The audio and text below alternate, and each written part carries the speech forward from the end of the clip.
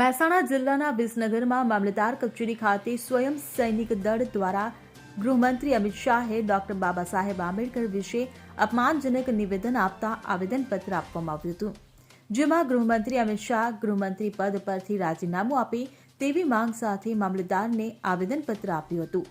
રાજ્યસભાના સત્ર દરમિયાન ગૃહમંત્રી અમિત શાહ દ્વારા ડોક્ટર બાબા સાહેબ આંબેડકર વિશે એક નિવેદન આપવામાં આવ્યું હતું, જે નિવેદનને લઈ સમગ્ર ભારતમાં અમિત શાહનો વિરોધ જોવા મળ્યો હતો, જેમાં તમામ જગ્યાએ કોંગ્રેસ તેમજ અનુસૂચિત જાતિ દ્વારા રેલીઓ કાઢી આવેદનપત્ર આપી વિરોધ પ્રદર્શિત કરવામાં આવ્યો હતો। ત્યારે વિસનગરમાં પણ સ્વયં સૈનિક દળ દ્વારા મામલતદાર એફડી ચૌધરીને આવેદનપત્ર આપવામાં આવ્યું હતું, જેમાં અમિત શાહને ગૃહમંત્રી પદે રાજીનામું આપે અને તેમની વિરુદ્ધમાં એટ્રોસિટી એક્ટ હેઠળ ગુનો દાખલ કરવામાં આવે તેવી માંગ સાથે આવેદનપત્ર આપવામાં આવ્યું હતું। Bureau report CN24 news. હવે જુઓ દેશ દુનિયાની તમામ ખબરો તમારી આંગળીના ટેરવે।